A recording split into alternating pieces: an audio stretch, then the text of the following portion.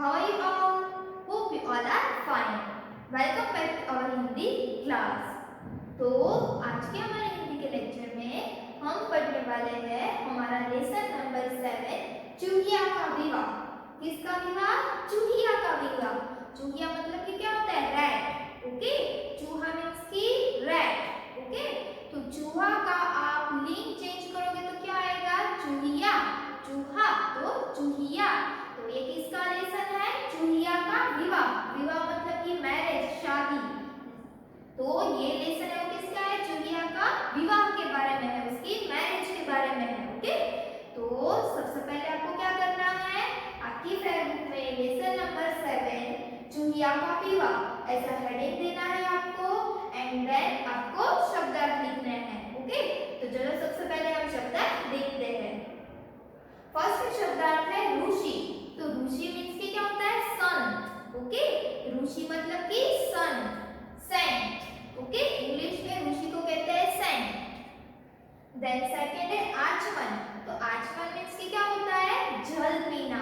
जल मीन्स की पानी पीना। ओके, आचमन करना मतलब कि जल पीना, पानी पीना, सिपिंग वाटर। ओके, देन आश्रम। आश्रम मीन्स की क्या होता है? उसमें कौन रहते हैं? साधु संतों की कुटी, मतलब कि जो साधु संतों का घर होता है उसको आश्रम बोलते हैं। कुटी मीन्स की झोपड़ी जैसा होता है ना। और अभी तो कैसे कैसे बड़े बड़े आश्रम होते हैं ना, तो जहाँ पे साधु संतों रहते हैं उसको आश्रम बोलते हैं और उसको दूसरा तपोवन भी बोलते हैं और इंग्लिश में उसको कहते हैं हर्मिटेज। क्या बोलते हैं? हर्मिटेज। देन फोर्थ है अंजलि।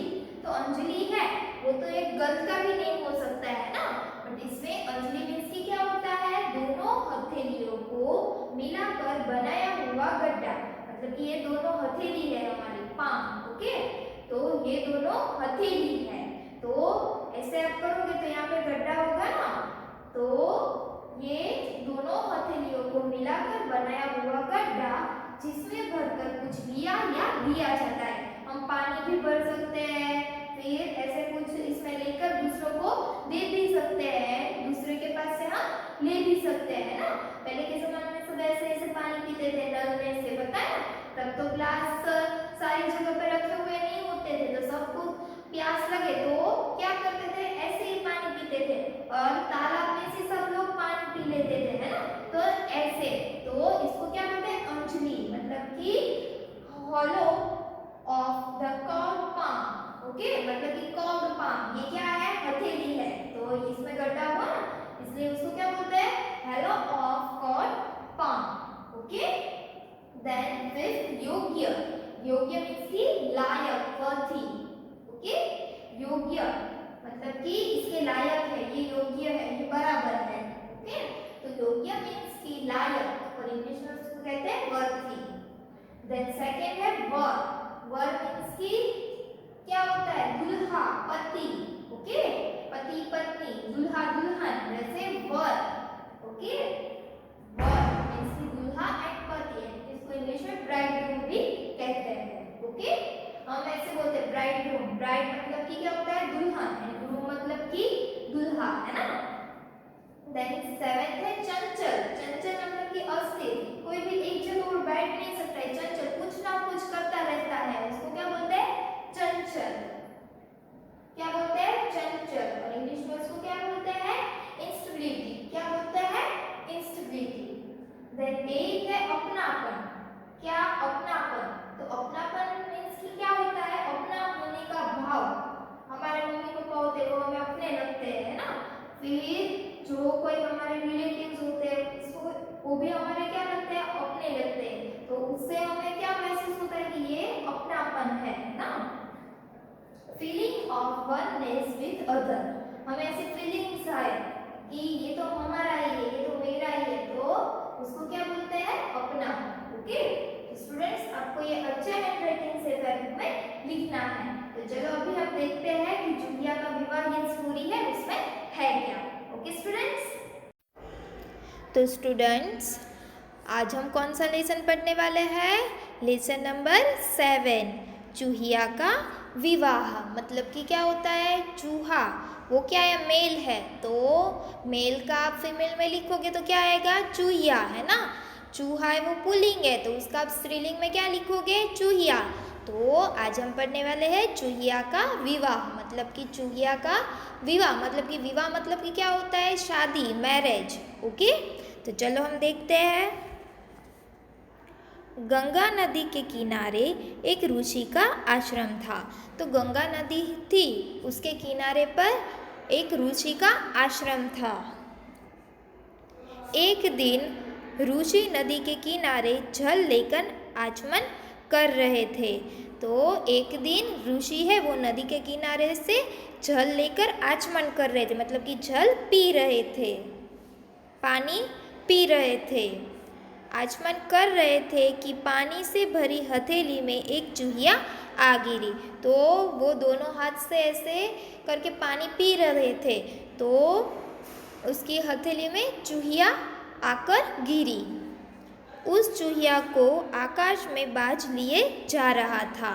तो वो चूहिया थी, वो कैसे नीचे गिरी, वहाँ पे आकाश में बाज उसको लेके जा रहा था, और उसके पंजे से छूटकर वह नीचे गिर पड़ी।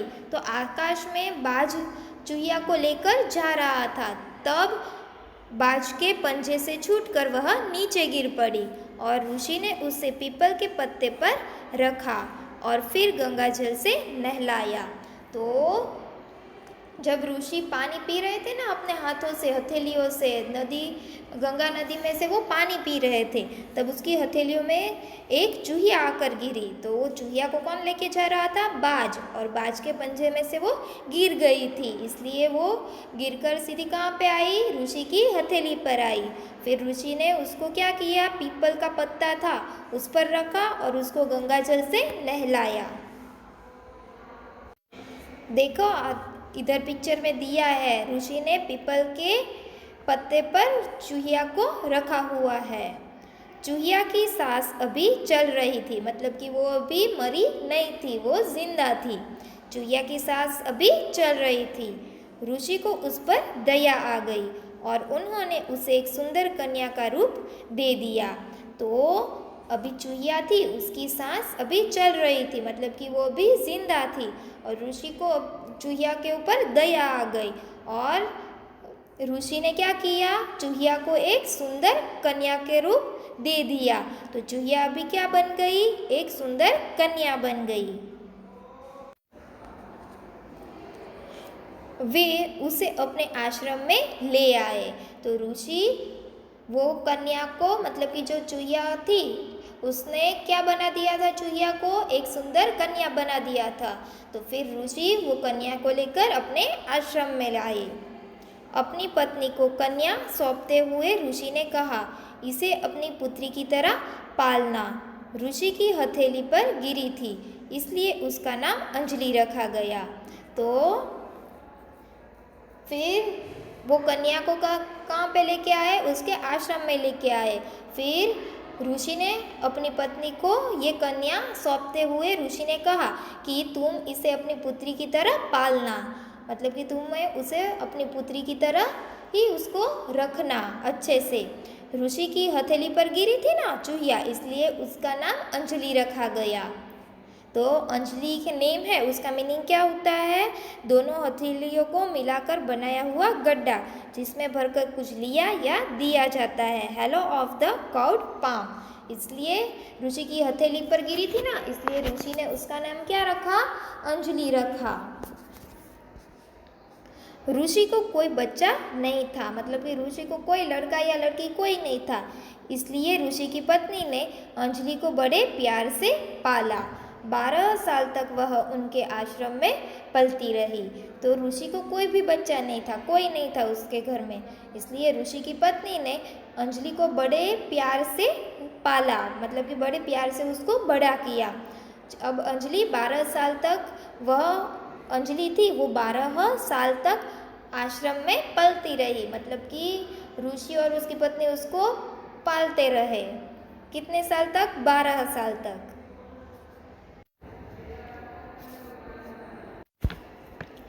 जब अंजलि शादी के योग्य हुई तो ऋषि पत्नी ने ऋषि से कहा। तो अभी अंजलि 12 साल की हो गई थी, इसलिए अभी अंजलि है वो शादी के योग्य हो गई थी, मतलब कि इसके लायक हो गई थी, मतलब कि अभी अंजलि की शादी करनी थी। तो पहले के ज़माने में तो जब छोटे छोटे होते थे तभी उसकी शादी हो जाती थी, है ना।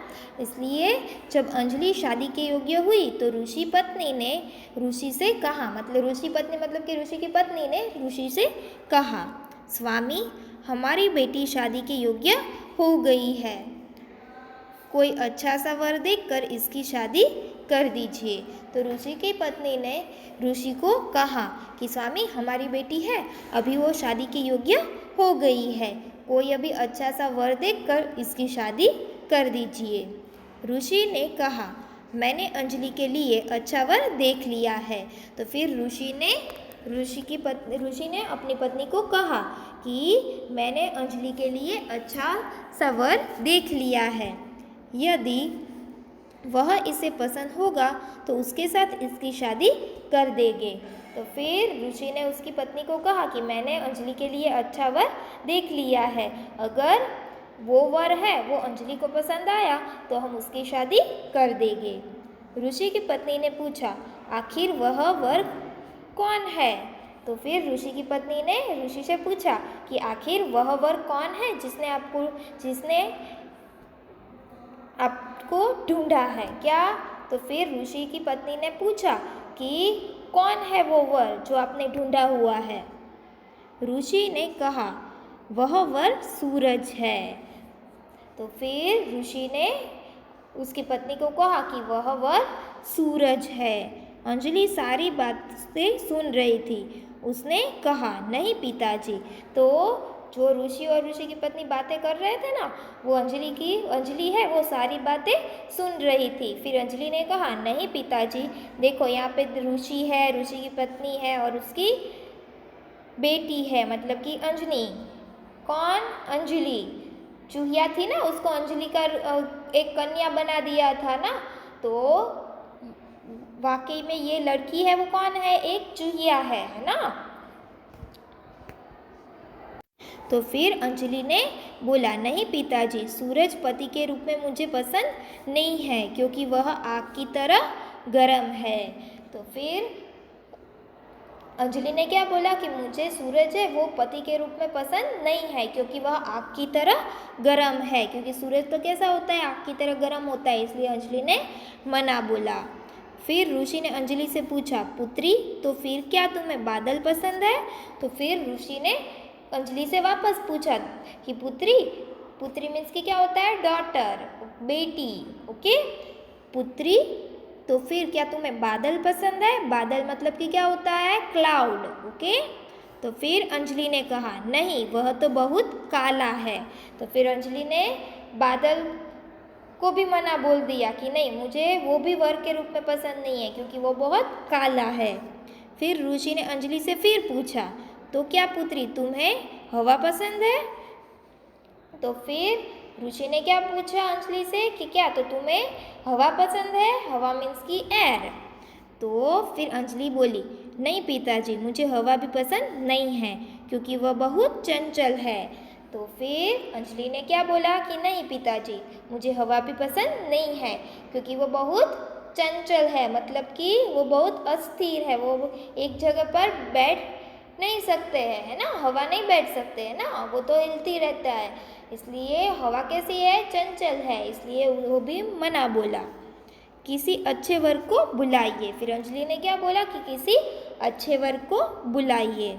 अंजलि ने उत्तर दिया, अंजलि ने क्या उत्तर दिया कि किसी अच्छे वर्ग को बुलाओ, मुझे हवा पसंद नहीं है क्योंकि वह बहुत चंचल है। ऋषि ने विचार करके अंजलि से कहा पहाड़ तुम्हारे लिए सबसे अच्छा वर है। तो फिर ऋषि ने बहुत विचार किया और फिर अंजलि से कहा कि पहाड़ तुम्हारे लिए सबसे अच्छा वर है। पहाड़ मीन्स की माउंटेन। अंजलि ने कहा पिताजी वह बहुत कठोर है, मैं उससे शादी नहीं करूँगी। तो फिर अंजलि ने पहाड़ को भी मना बोल दिया कि वह बहुत कठोर है, मतलब कि हार्ड है, मैं उससे शादी नहीं करूँगी।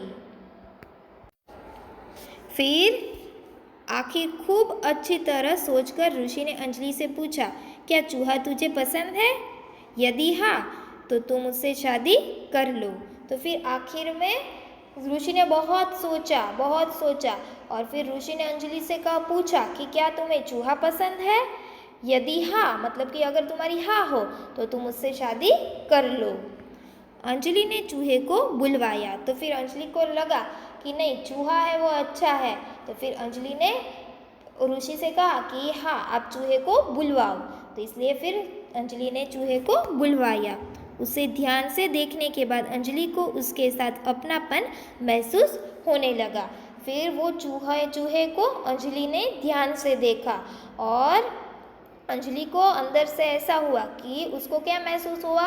अपनापन महसूस हुआ, मतलब कि कोई अपना होने का भाव, क्योंकि कोई भी उसको बुलाया ना, क्योंकि अंजलि थी तो क्या थी, एक चूहिया ही थी।